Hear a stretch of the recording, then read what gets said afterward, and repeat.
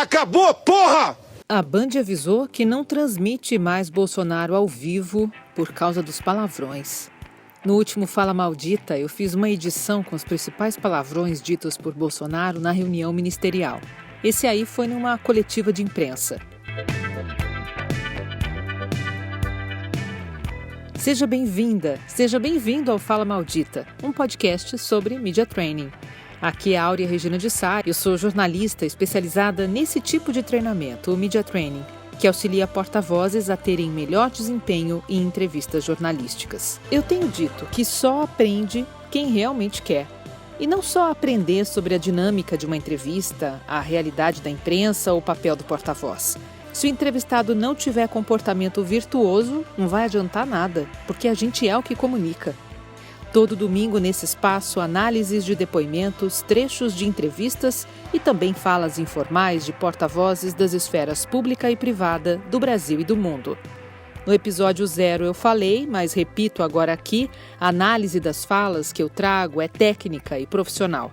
É isso que eu faço nos meus media trainings com os participantes que pedem feedback, para melhorar a forma de se comunicar. A minha avaliação não é tendenciosa, não é partidária, eu não pego no pé de nenhum porta-voz. Agora, se ele falou, tá dito. Já foi publicado ou veiculado nas emissoras de TV e rádio, tá na internet para quem quiser encontrar. É o que ele disse que eu vou analisar, sem julgar a pessoa, mas o teor da fala ou o comportamento dela. O Fala Maldita não aponta problemas ou defeitos. O Fala Maldita convida para uma maior percepção sobre a forma de se comunicar para aprender com a oportunidade. E é por isso que eu agradeço sempre nos meus treinamentos e também agora aqui nesse podcast sobre os deslizes que os porta-vozes cometem. São contra-exemplos e ensinam muito. Em mais uma manifestação de nervosismo, o presidente da República, que demonstra não ter controle emocional, comentou a operação da Polícia Federal que cumpriu 29 mandados de busca e apreensão em 5 estados e no Distrito Federal na última quarta-feira. A operação foi determinada pelo Supremo Tribunal Federal no inquérito das fake news. Nessa entrevista, o presidente disse o palavrão que você ouviu na abertura do podcast. No inquérito, a Polícia Federal fez buscas nas casas de 13 apoiadores do presidente. Entre eles, a líder do movimento 300 do Brasil, Sarah Winter, que é militante contra o feminismo. Ela teve o celular e o notebook apreendidos e, em seguida, gravou um vídeo ameaçando o ministro Alexandre de Moraes. Pena que ele mora em São Paulo, porque se tivesse aqui, eu já estava lá na porta da casa dele, convidando ele para trocar soco comigo. Juro por Deus, essa é a minha vontade. Eu queria trocar soco com esse filho da puta desse arrombado. Pois se você me aguarde, Alexandre de Moraes, o senhor nunca mais vai ter paz na vida do senhor. A gente vai infernizar a tua vida. A gente vai descobrir os lugares que o senhor frequenta. A gente vai descobrir quem são as empregadas domésticas que trabalham para o senhor. A gente vai descobrir tudo da sua vida. Até o senhor pedir para sair. Hoje o senhor tomou a pior decisão da vida do senhor. Voltando ao presidente, na mesma entrevista que aconteceu na frente da portaria do Palácio Alvorada, ele diz que ordens absurdas não se cumprem. Ordens absurdas não se cumprem. E nós temos que botar um limite nessas questões. Talvez seja uma fala programada e com interesses claros. Talvez seja só falta de consciência sobre o papel do porta-voz. O fato é que quando um porta-voz que ocupa a presidência da República diz que ordens absurdas não têm que ser cumpridas, ele abre um mega precedente para que qualquer cidadão brasileiro resista às autoridades. Como absurdo é um adjetivo subjetivo, ou seja, que forma uma opinião, um juízo de valor, esse julgamento fica muito aberto. O entendimento disso é muito amplo. Imagine um motorista na estrada a 125 por hora e que, ao ser surpreendido por um policial rodoviário com uma multa, diz: "Que absurdo isso, policial, não aceito a multa." Ninguém está acima da lei. O presidente pode até contestar a operação, mas não usar as palavras para promover a desordem. Ao ser questionado por um jornalista, ouça a pergunta lá longe. Ele apela. Não perguntei, não. Quem está falando sou eu. Não estou dando entrevista. Quem não quiser me ouvir pode ir embora. Isso aí. Não, só faltou ele perceber que estava com pelo menos 10 microfones de veículos de imprensa à frente dele. É claro que era uma entrevista, mas com a dificuldade de relacionamento que ele demonstra, não só de relacionamento, mas também de organização do discurso, para oferecer argumentos que convençam, ele prefere ficar nervoso e ser agressivo. Bolsonaro é o tipo de porta-voz que lida com a situação de entrevista como se fosse um duelo. Na cabeça dele, talvez passe a ideia de que ele tem que ganhar no grito, não com argumentos. E se esquece também de que numa entrevista jornalística ele fala para o cidadão. Infelizmente, parte desse público gosta e até aplaude. Outra fala maldita da semana foi a da assessora do ministro da Economia, Paulo Guedes, Solange Vieira, que é chefe da Superintendência de Seguros Privados do governo federal. Em reunião com técnicos do Ministério da Saúde sobre a pandemia, ela teria dito, abre aspas, é bom que as mortes se concentrem entre os idosos. Isso melhorará nosso desempenho econômico, pois reduzirá nosso déficit de pensão, fecha aspas. Essa fala aconteceu em março, mas só foi revelada agora. A Solange não se pronunciou. Pior do que um porta-voz proferir uma fala maldita é não pedir desculpas depois, não tentar se redimir. O pedido de desculpas, se realmente for sincero, ameniza a crise criada com o deslize.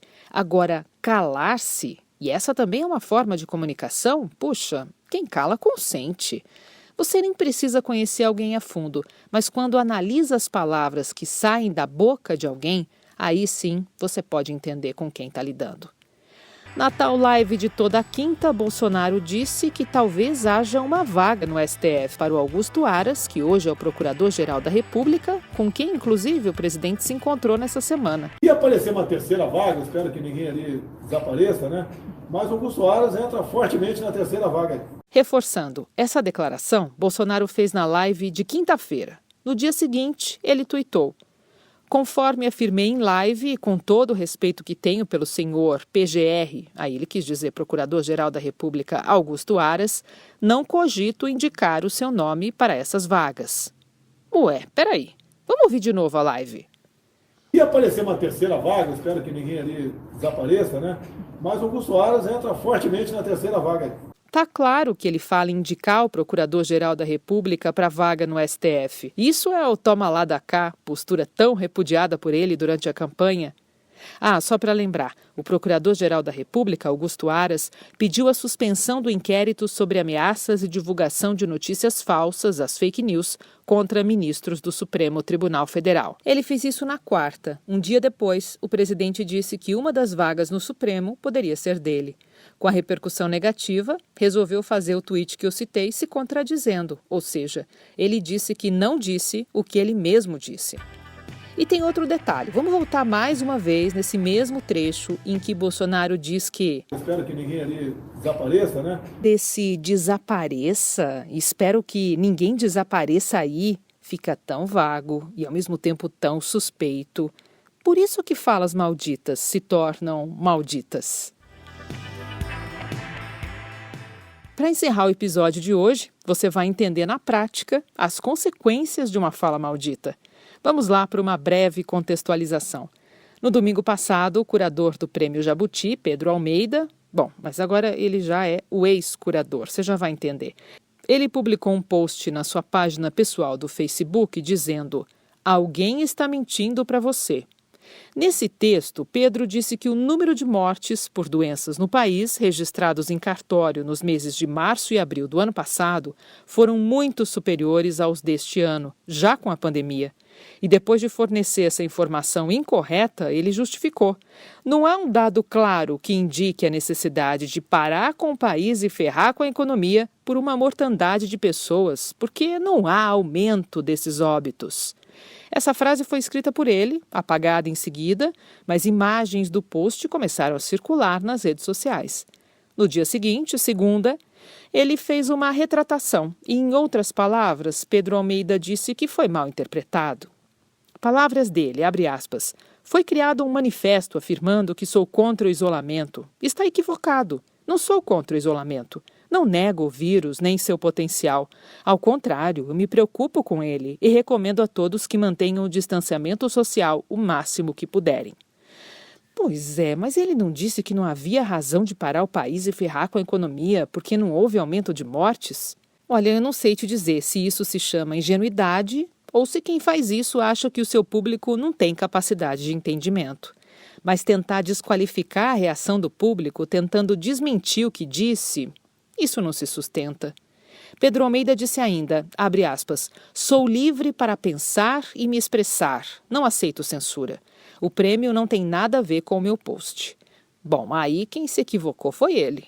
A imagem de todo porta-voz, de toda pessoa pública e até das pessoas comuns se mistura com a imagem da marca que representam. O Pedro Almeida, que publica o que pensa numa rede social, tem a imagem associada ao prêmio Jabuti que ele representava. Ele representava, porque renunciou ao cargo na quarta-feira, depois da carta apresentada à Câmara Brasileira do Livro pela coletiva Virgínia, que reúne mais de 200 mulheres profissionais do mercado editorial brasileiro, em repúdio à postura dele. Se você trabalha numa empresa e nem é porta-voz, nem precisa ser porta-voz, quando você dá uma declaração que repercute negativamente, você leva junto para o buraco a marca que representa. Antes que você diga que a saída, então, é desativar a conta nas redes sociais, eu vou te fazer um convite. Praticar o discernimento e outras virtudes para saber o que fala, para quem fala e onde fala. E assim, treinar sua comunicação para se relacionar cada vez melhor. Não precisa sair da rede. Se você não se colocar em cena, nunca vai poder se aprimorar. Para saber mais sobre comportamento como base da boa comunicação em entrevistas jornalísticas, leia Backstage, que é um dos meus livros sobre media training. Você encontra o livro físico e também o e-book em auriareginadesá.com.br/loja. Acompanhe também o canal @FalaMaldita no Instagram e também o Media Training BR no Face, uma página com orientações educativas sobre o treinamento de mídia. Para falar comigo, você pode usar o e-mail falamaldita@auriareginadesá.com.br. Eu te desejo uma ótima semana, viu? Com os ouvidos afiados para falas malditas. Que isso te ajude a filtrar pensamentos, para não sair falando tudo que dá na telha. Muitas vezes, isso pode se tornar uma condenação, uma autocondenação. Obrigada, até o próximo episódio. Todo domingo tem. Tchau!